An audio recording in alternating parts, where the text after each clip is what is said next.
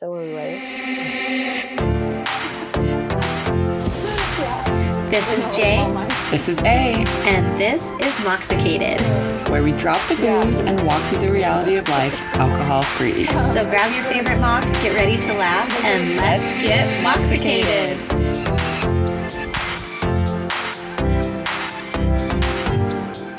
Hello. Hello. How's it going? Good. Ever since you said that you think my family says hello like that, I've realized that we do, on the phone. I almost said it. Every time I go home, hello, hello. And then lately, now my mind goes to Miss Doubtfire. And I'm like, oh, yes. Did I get this from Miss Doubtfire? Where did I learn this? There's also a Seinfeld episode. You know, I love Seinfeld very much. I'm trying to picture it. And he breaks it because Jerry has a new girlfriend every episode. I didn't know if you knew that. Every episode. Every episode. He has a new girlfriend. Yeah. I don't think I ever noticed that. There might be one that I don't know. I feel like I'm out of line saying that there might be one that is 2 episodes, but no, everyone. And so there's this one, and he thinks that her belly button looks like it talks. And that's what it makes it do. It makes it, the belly button goes, hello! And him and his friends can't stop doing it, and they think it's so funny, and she figures it out, and she's like, it's either me or the voice. Like, break up with me and keep the voice, or stop doing the voice and keep me, and he breaks up with her. He chooses the voice. And then he goes back and does it with his friends, and his friends are like, oh, we're kind of over that. He's like, oh my god, I just broke up with my girlfriend for this. It's funny that you thought of Miss Doubtfire because I can see that, but I was thinking of Jerry Seinfeld. Yeah. Both 90s classics. Yes. Miss Doubtfire is fire. Incredible. The impact that movie had on my upbringing. Me too. And to thinking that I could actually have a mini pony at my birthday. I mean, I have some daddy issues. So I always wanted Robin Williams to be my dad. Yes. And I was just like, this is the coolest dad ever. Yeah. Now that I'm grown up, obviously, Sally Field was definitely not an enemy of any kind. She was just a normal mom trying to keep her life together. And the hottie guy from that movie, I can't remember. Oh, I can see Brosnan him. Or whoever. Yes. He was actually not a bad guy either. He was really nice. Yeah. But when you watch it when you're young, you're like, no, I'm on dad's side. Yeah, dad's side. Robin Williams. I'm always on Robin Williams. Me too. I was just gonna say. How's life been? Anything new? Lots of new crazy. Yeah, January's been crazy. Yeah, it always feels like the longest month of ever, I think. But yeah, I feel like this year hit the ground running. Like January was like, no, this is how we're gonna do things, and we were like, oh, okay. Yeah, and I think too, you've been awoken this month. I got all kinds of new stuff. I have a new phone. Dang. I was rocking a 13. I know it's. I think I might be more excited about her new phone than her. You need it for content. Yes, I'm like, You're like, wow. I can't see out of your camera, maybe just put that away. Makes me feel like a snob. Sorry, I can't use your phone. Oh, this is a 13. You don't have a 16. Well, I do now. And I only have a 15, but I'm going to be getting a 16 any day now. Pink on pink. Pink on pink. Which, on brand. Yeah. And I feel really cool. Like, if I just whip my phone out, it's a 16. Wow, I bet you get a lot of cred for that. It's okay, because I probably won't get a new one until the 20 comes out, so hang on, 16. But yeah, that was cool. Nice new camera. Feeling back to normal. Yeah. Kind of. Well, actually not, like an upgrade. Yeah, upgraded I got a boost. Normal. I got a boost. I don't know where it came from, but I definitely got a January boost. Yes. And January is cool because, we like restarting any day, but we do like have extra focus on, do you want to try something new? Do you want to stick to what you've always been doing? What works, what doesn't work? Like, society as a whole has the lens on that, I feel like, in January, just because of the New Year's. So today, that's what we're talking about. We're talking about rituals. Rituals, amongst some other things. Yes. And I will say, just a PSA, that everyone is home in my house right now. So if it gets a little loud or dogs bark, you know, it's just part of it. Yeah. So, talking about rituals, of course, we're going to define what a ritual is, Yes. because that's what we do. Yes. And so this one comes from Merriam-Webster. The first definition was the established form for a ceremony. Oh. The second one has 3 parts: a ritual observance, a ceremonial act or action, or an act or series of acts regularly repeated in a set, precise manner. I like that one. Yeah, that was a good one, huh? Mm-hmm. I got this book. It's called Rituals for Life by Isla McLeod or McLeod. We don't know. I'm not Just the being best. honest here. Her name's Isla. Miss Isla. And she's great at rituals. Yes. She talks about, she has a lot of cool stuff in here, but at the beginning of the book, she talks about the essence of a ritual. What do we mean by it? What does it involve? And she points out a couple of like some modern rituals that we're all familiar with, such as birthdays, weddings, baptisms, anniversaries, opening ceremonies for sporting events. You know, I would have never thought about that, but Never, not one day in my life would I. they light the torch. Okay. Yeah. Graduations, bachelorette parties, bat mitzvahs. So that's just a couple example. When they refer to a ritual, they refer to it as an intentional, symbolic action that creates balance and connection within ourselves, with the earth community, the powerful rhythms of the cosmos, and the invisible dimensions of spirit. Wow. And that's a more woo-woo. Yeah. That's a more Still woo-woo great. definition. And so, yes, there are a couple of ways that she says that we can honor transitions or rituals. And one of them is storytelling. Yes. So telling a story of what has happened. Another one is communicating with the sacred, something bigger than you, maybe your ancestors, God, whatever you feel like. Cultivating connection and meaning within your ritual. And then it's also a tool for remembering. Ooh. Which I like Yeah, that last I like one. that too. I do some rituals. I know. Tell us about your rituals. I think that over time, obviously, my rituals have changed with who I am, and I'm in a very spiritual time of my life right now, so they definitely are a little bit more spiritual in that sense. I think the one every morning when I wake up, I haven't been as good about this as I was in the past, but I do make my bed. Oh, that is something. That is yeah. I do, because I remember one time my mom told me, you have to make your bed or else you're going to jump back in it.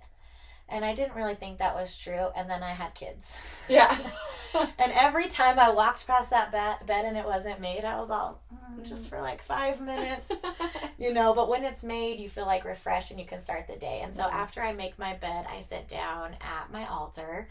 And I have like a bunch of sound tools. So I have sound bowls. I have a little like tiny drum.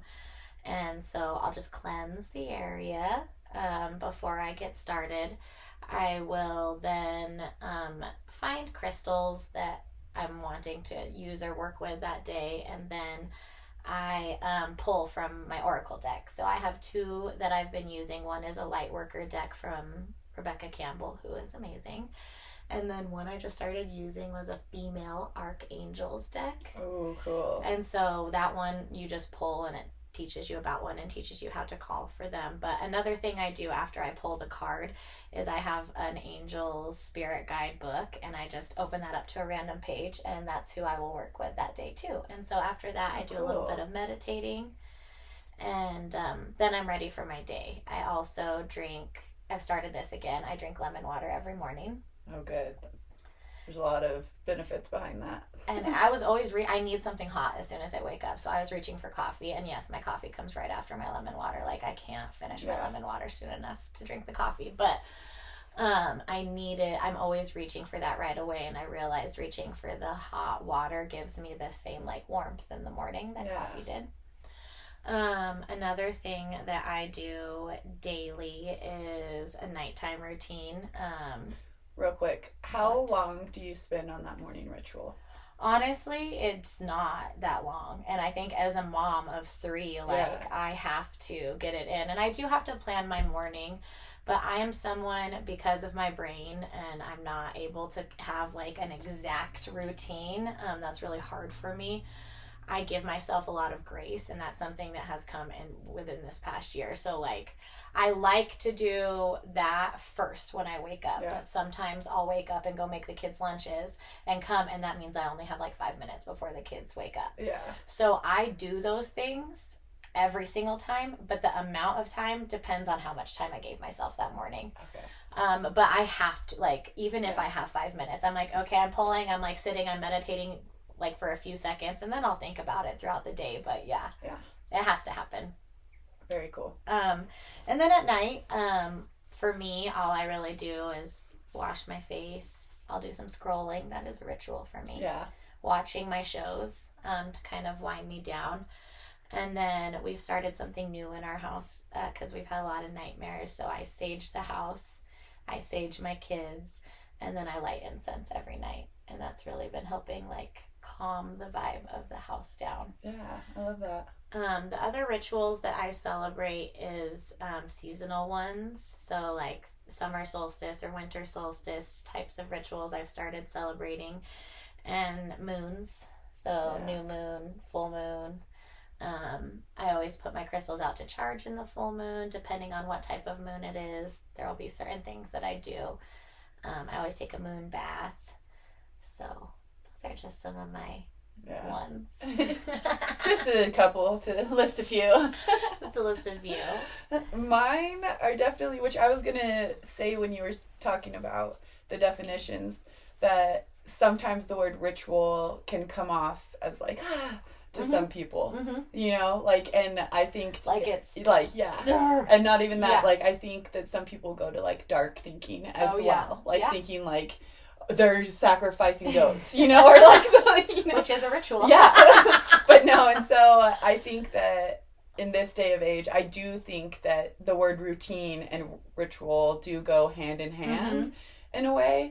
And I would say some of the things that I do every day would definitely kind of be more of a routine, but for me are a personal ritual, if that makes sense. Yeah, well, I think that when you make a difference between routine and ritual is when there's intention behind it, when there's connection. Like, I'm doing this intentionally to calm down. I'm doing this intentionally to space out my day, and that's what I think, like, you do. And I think that you're right on that when people think ritual, they're like, oh my gosh, yes, they're sacrificing goats in the mountains to whoever. But if all is, you do it every single day, you do routines every single day, and think about, what do I do with intention? What do I do to make myself better? And that's your ritual. For people that are like, oh my gosh, I don't have rituals, or what is this even about? Like, think about it like that. Like, what do you do in your day, or your week, or your month, or your year with intention to celebrate yourself, to connect to something, to disconnect from something? So tell us yours. So a few of mine, it's kind of funny because I feel like most of them, well, actually, no, never mind. Okay, so on Sundays, I do have, like, a ritual of my own that preps me to get ready for the week. And that's where I sit at my island, and I have, like, a hot tea or a coffee, depending, because sometimes I don't get to do this in the morning, or it's never the same time for this one. It's more of, like, how the day plays out. But I sit and I get my planner out and I get my notebooks out, and I plan exactly the content that's going to be posting and the content that I need to still create. And I have, like, a list of, like, already ready, what needs to be created, priority, almost like a priority of my week. Because I'm very easily distracted, and I'm an extrovert. If someone's like, hey, let's go to coffee, I'm like, okay.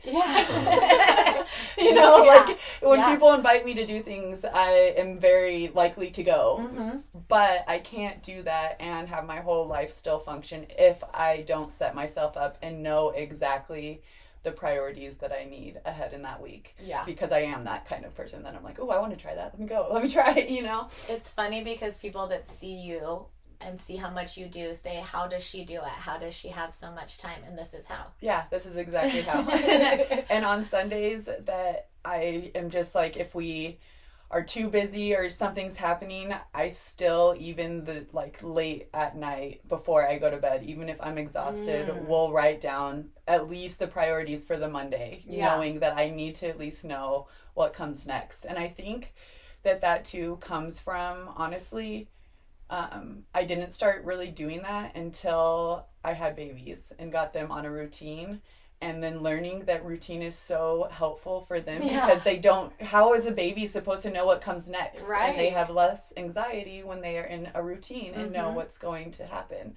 And so once that clicked in my brain that would lower my personal anxiety and just like the angst of everything, trying to fit a million things in, I think that's when I started doing that. And now if I don't do that, I'm like stressed. I don't know what to do. I feel unorganized. I have high anxiety. I can't imagine, Like it's just, I feel completely just not myself. Yeah. And so that I would say would probably be like one of my number one that helps me with my anxiety, just sets you across up. the board. Yeah, sets me up for success. Totally. A daily one is my nightly, like my face wash. I like to wash my face. It's like I look forward to it starting at like 3 p.m. in the day. I'm like, oh, what am I doing tonight? Like if I don't have to, go out or do anything, I'm like, oh, okay, I'm gonna start this early. Just I don't know what it is that just feels good to get off my makeup and the day. I think I truly do just like wash the day away also, whether it was good or bad. I'm not like washing the good away. It's just refreshing. And I remember Jordan said in the episode she was in that just touching your face, like just you putting like touches on your face every single day, loving touches does so much for you. Yes. And usually in that time, I also will pep talk myself, which you guys all know that I'm the pep talk queen. Love.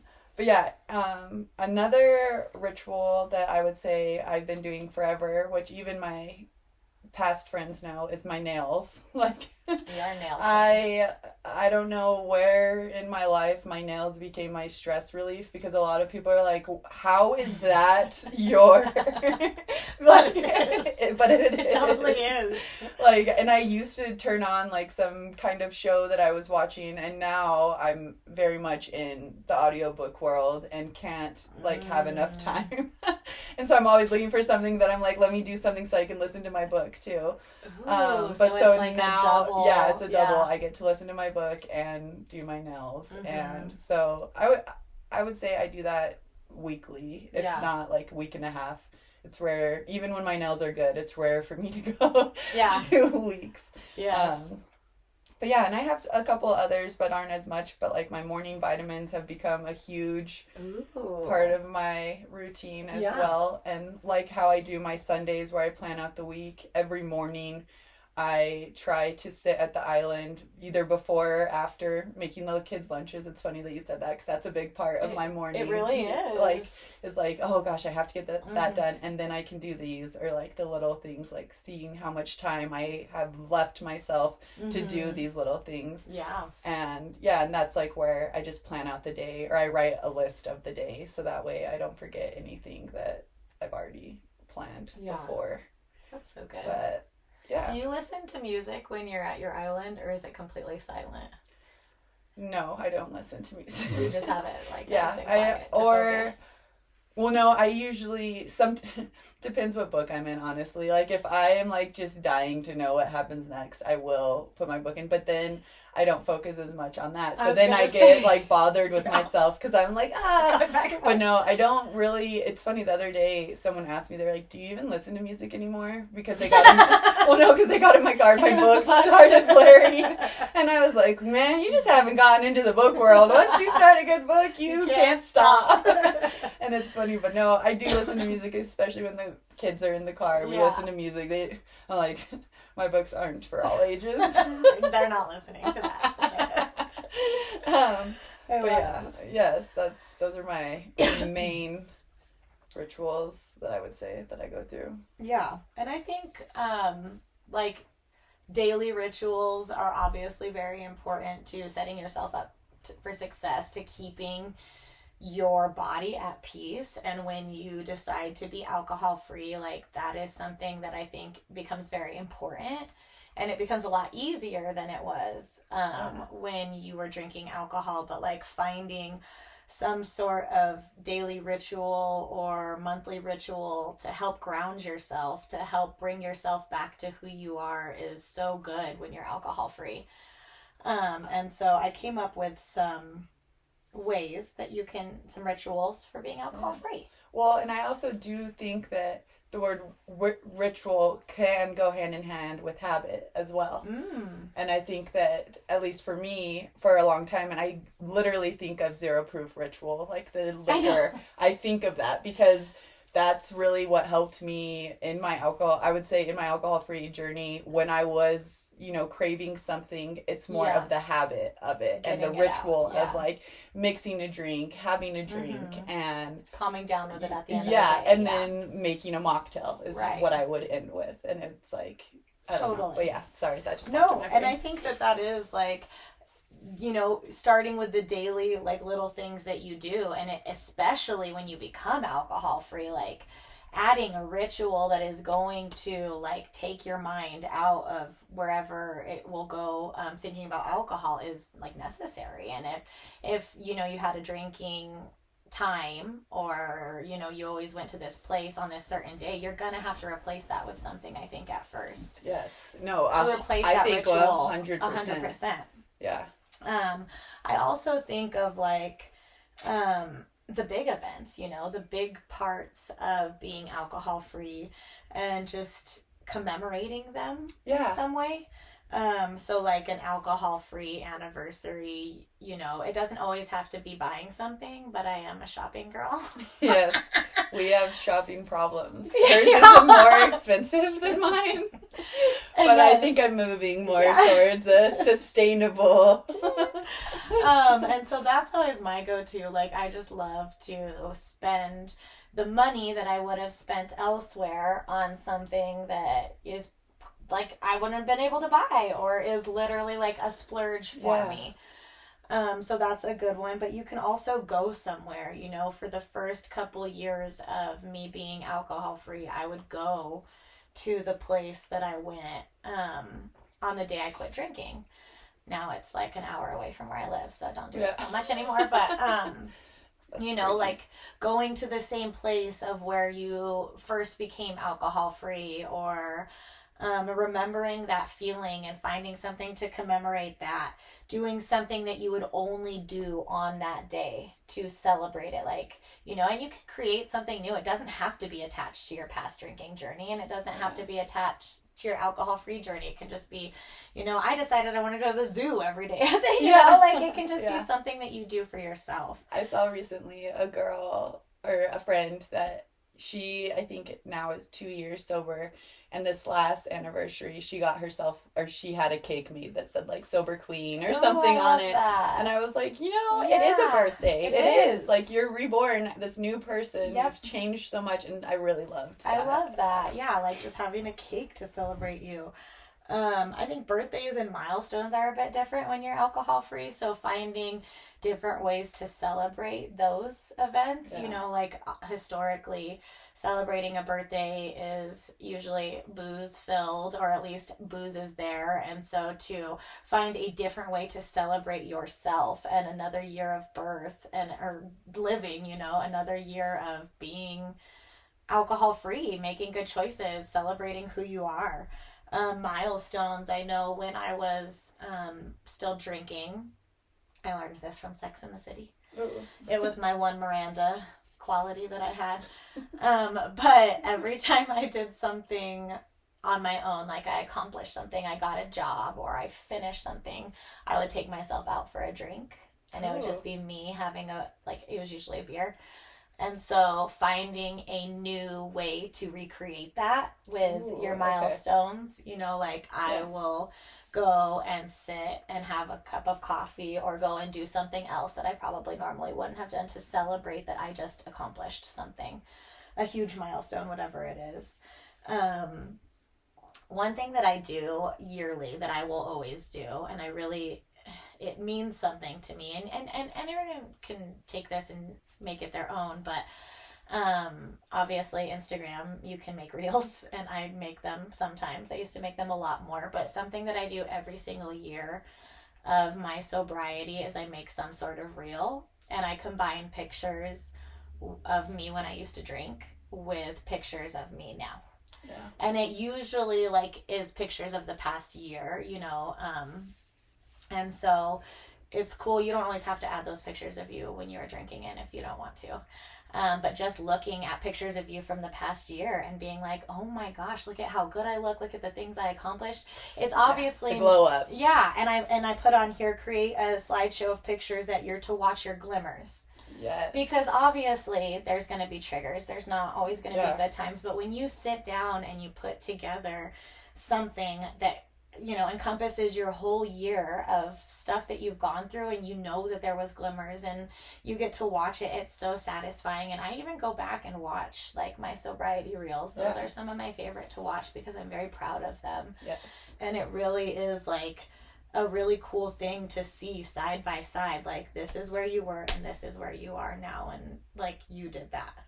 There's a science behind before and afters and how it triggers the brain. I should try to find it, and when I do, I'll send it to you, because it truly, that's why people had started creating in renovations before and after, because it's so hard in between that you forget that what you were when you were started. There's a whole world of before and afters. That makes so much sense. Yes. I love that. So those were my alcohol-free ideas for rituals. Yeah. Do you have any? Well, really, I kind of already said it, but just exchanging that habit for something else. Yeah. Make a mocktail. Yeah. If you have a drink every day at 5:00 when you get off of work, make a mocktail until you don't want it anymore. Until you're like, oh, okay, I don't want this. Right yeah, now. I don't need. And a it drink. will happen. Yeah, it happened to both of us. Mm-hmm. I feel like yeah. we used to. Literally, our podcast is called Moxicated because we had to have mocktails. And now we still drink mocktails. Yes. But we actually have different preferences on beverages and different kinds of drinks. Right. And it's more of a want than a need. Yeah. Before it was a need. We had to have them. Yeah. And now, not so much. Yeah. No, I think you said it great. I don't really have any other ones that I can think of right this second. Well, now we're going to move into the next little ditty. No. I was thinking John Mellencamp, okay? John Cougar Mellencamp, a little ditty about Jack and Diane, but we literally just can't even say that name anymore, so just strike that from the record. Jeez Louise. Come for me now. Wow. Okay, sorry. I hate him, okay? I am a feminist. Okay, affirmations. It's okay. Affirmations. Clear it out. So we're going to talk about affirmations.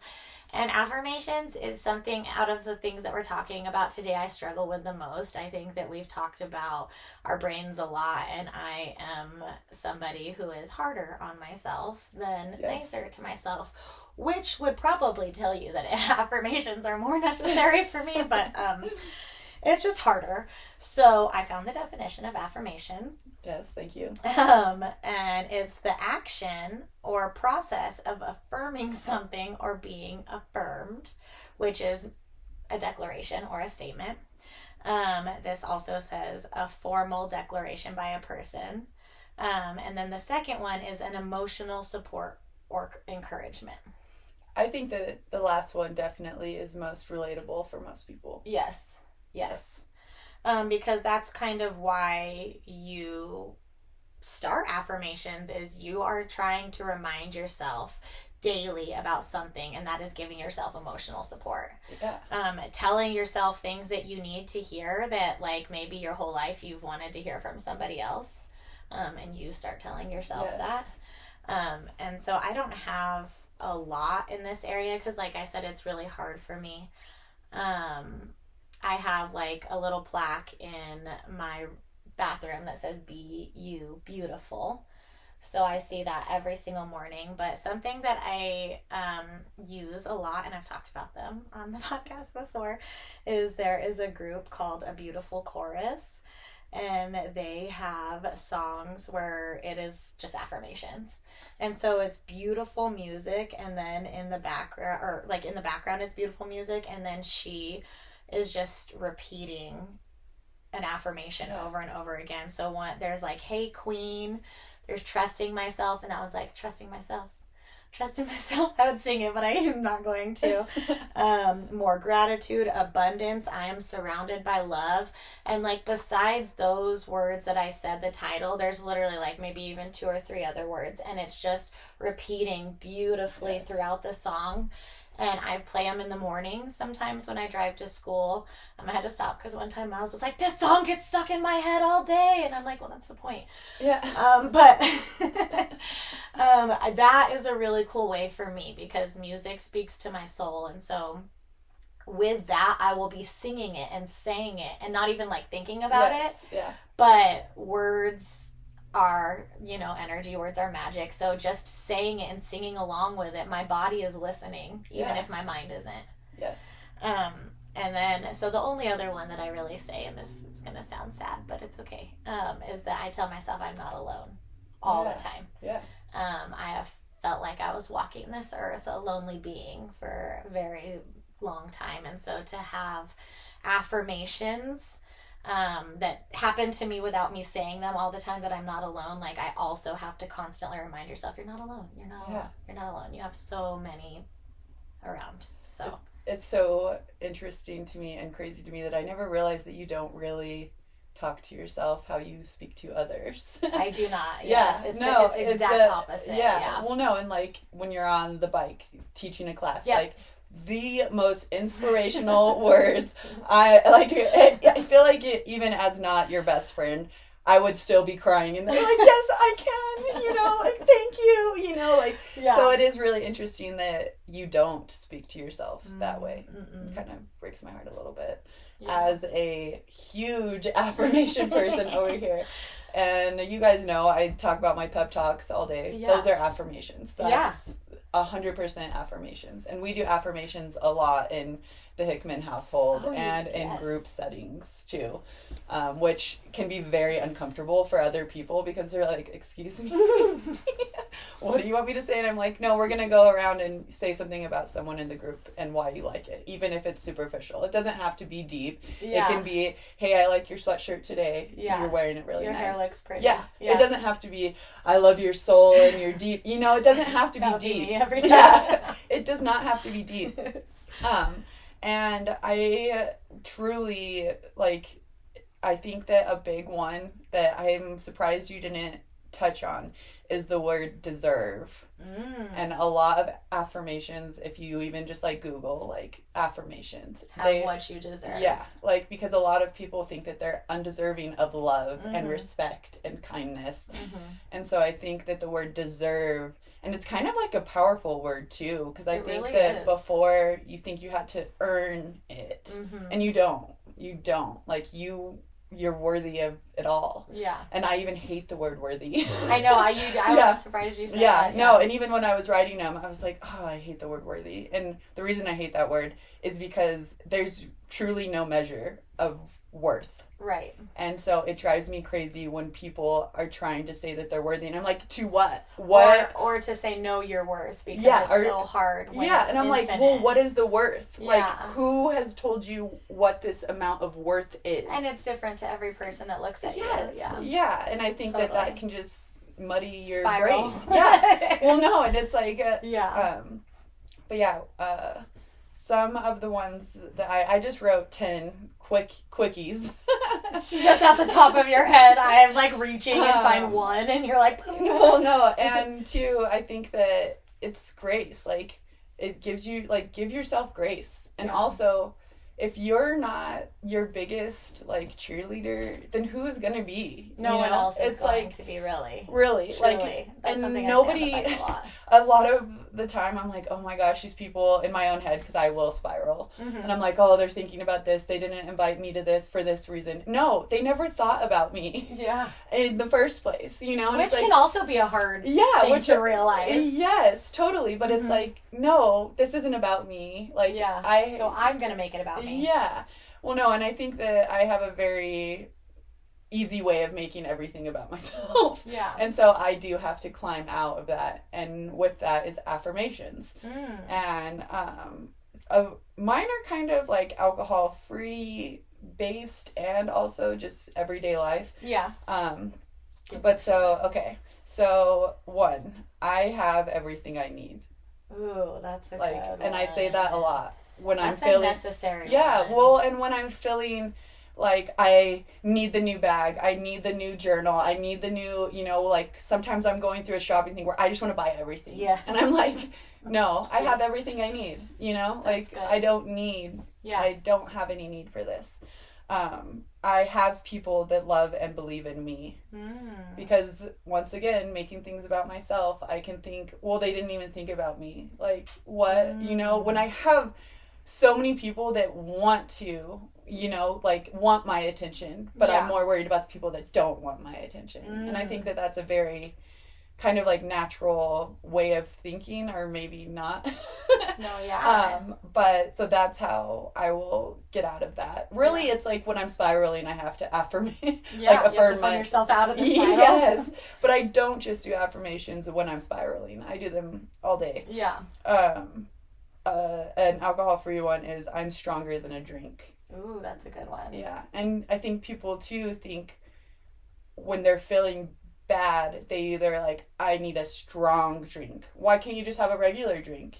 Like, you need to even amplify that drink more because of your feelings. Like, just the word strong, like, you are stronger than a drink. Yeah. You truly are. Like, that's liquid. That's liquid. Yeah. It's actually not that strong at all. Poison. Yeah. Anyway, I am worthy of health and happiness. Oh my gosh, that's what I have. Do you have one of those? Yes. I am worthy of support because a lot of the time I have a hard time asking for help. Yes. And so I have to tell myself, like, I can accept support. You deserve support. Yeah, deserve. There's that word. Deserve. I know. And then the next one is actually, I deserve to be treated with love. Yes. Like, deserve. Another, like, one I didn't write down that I say all the time is just, I can. Ooh, that's a good like, one. I can do anything. Yeah. You know, like, I am the one that is stopping myself from doing anything. Like, yeah. Like, it doesn't matter what age you are. It doesn't matter where you're at in your life. Nothing matters. You can do the thing, no matter what it is. Like, stop letting your head tell you you can't. I mean, you can at least try. Yeah. And failure is okay. Yeah, failure is just learning. It's very hard on everyone, but it's hard on us too. But failure is how we learn. I am on the right path. Ooh, I like that one. Yeah. And then this one I kind of already said, so I won't say that one. But I am proud of who I am. Oh, that's a really good one. Yeah. And necessary in the alcohol-free world. Yeah. Because that's just, I mean, even just putting down the drink is something to be so proud of for your entire lifetime, because there are generations of people that could never do this. There are people that wished in their lifetime that they had the courage, the strength to make that choice. And you making that choice, like, you need to remind yourself how proud you are of that choice. That is a hard fucking choice to make. I wrote some down, and it's so funny that you say, I was laughing while you were saying deserve, because I did not put any for myself. But when I was talking to our listeners, my affirmations sound a little different. The first few that I put on here are like recently alcohol free, maybe even dry January, maybe wanting to continue that. The affirmations that you can remind yourself. The first one, I'll sleep so much better tonight. Yes. Like, if you're out, yeah. If you're feeling triggered, I'll sleep so much better tonight. I'll sleep so much better tonight. I'm saving money to spend elsewhere. Yes. That's my favorite. Yeah. I don't tell myself that, but I would have back then. Look at how good I look. Whether it's your skin, your body, you are just glowing from the outside or inside out because you're making good choices for yourself. Yes. And then the last one that's my favorite one are my mornings are so much better. Alcohol-free, hangover-free. Oh my gosh, yes. That is the biggest like driver for so many and for us for so long, to just remember what your mornings are like, alcohol free, and strive for that and just remind yourself over and over and over. And then the last two, one, I deserve to be healthy and happy, and I deserve to heal. Yes. Oh, I love all of those. Those are so for good. Someone that doesn't do affirmations, those are pretty dang good. Girl. Well, when I think about the people. Well, let's think I'm about you, okay? When I think about me, I was all, and so the next little thing that we are going to move into is meditation. And we are not meditation experts, but it is a part of rituals, and you can use affirmations in meditation. And the reason I wanted to just touch on meditation first is because that, like ritual, is intimidating. Yeah. And it took me a long time to learn that meditating can be absolutely anything. It's not always sitting in a circle and, like hands up trying to connect. It's listening to music is meditation for people. Working out is meditation. Reading books is meditation. Anything that calms your brain, that connects you to something bigger, higher, whatever, can be meditation. But I did get the definition. Yes, please. Of meditation. This one has 4 different ones. The first one, to engage in contemplation or reflection. So literally just sitting and reflecting on your life is meditating. Yes. To engage in a mental exercise, such as concentration on one's breathing or repetition of a mantra, affirmation, for the purpose of reaching a heightened level of spiritual awareness. To focus one's thoughts on, to reflect on or ponder over, or to plan or project in the mind. Ooh. So for me, I was never able to meditate until COVID, and not because of COVID, but because I have a very, very busy brain. Even yoga was hard for me. In the moments, I had to have hot yoga because that was the only thing that shut my mind up, because I was actually freaking dying. Yeah. So that's all I was really concentrating on, was staying alive. But it was really hard for me to quiet my mind for a long time. And then when I did yoga training in COVID, I did it through a Christian-based yoga training because that's where I was in my life. And it was very heavy centered on meditation, just as much as it was centered on yoga. And every week we had to do meditation. We learned how to do, teach meditation. And so that's kind of where I got started. And they gave us a really easy, simple format to follow if you wanted to start meditating in the way where you sit and connect your brain to something bigger, something future, whatever. And I'm going to do that today. But before we get there, since I've kind of figured out what meditating is, it's changed and looked different for me. And at this point in my life, it is something where it seems very woo-woo, but I had to work up to it, I think, for who I am. So I sit, and like I said earlier, I'll get whatever crystals feel right in that moment. I'll hold them. I'll put them in front of me. I like to use sound. I have a sound bowl, or just listening to music. Literally just type in meditation on any of your things and so much will come up. And that really helps. And then recently we've been doing some group meditations. Yes. So that's been really cool. And it's really been opening up this side of actual not actual meditation, but what people think actual meditation is. You know what I mean? Yes.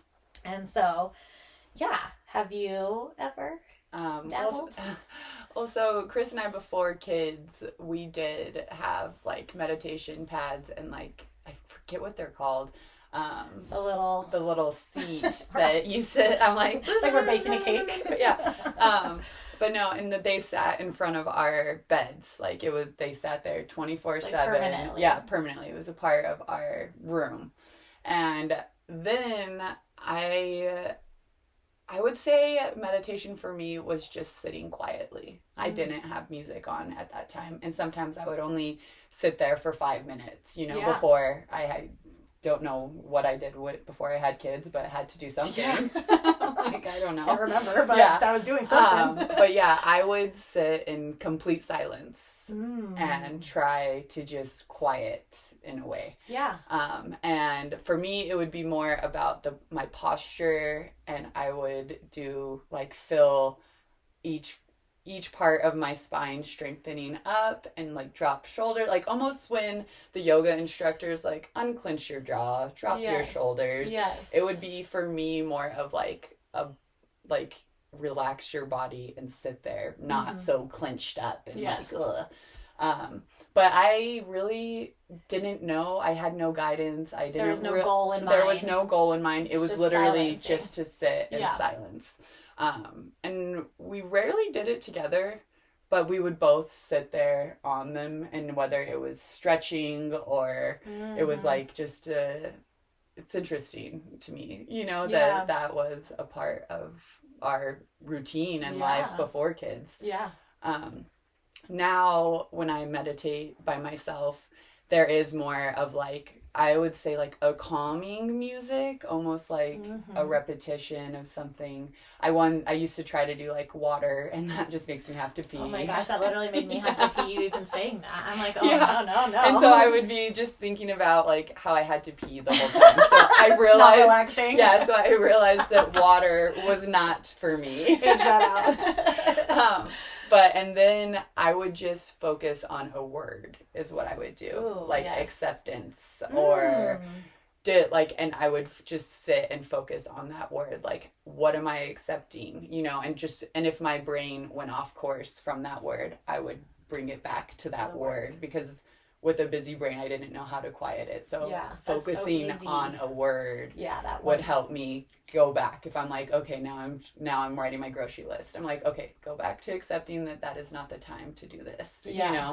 I like that. Yeah, but now we have gone to a couple group meditations, and I feel meditating as a group feels so powerful. It's really cool. You can't even explain the feeling. Time goes by faster too. So fast. You think that you can't do it, and you're this is gonna be a long time with your eyes closed. Okay. And then they're waking you up. they're ending it, and you're wait, I did. Yeah, I was going places. I was doing things. What? Oh my gosh! Please, no, I need more time in here. Yeah. But yeah, so I think it's really cool. And you have opened me up to it, because I don't know, I've been kind of searching for something, not really knowing what it is in my sobriety.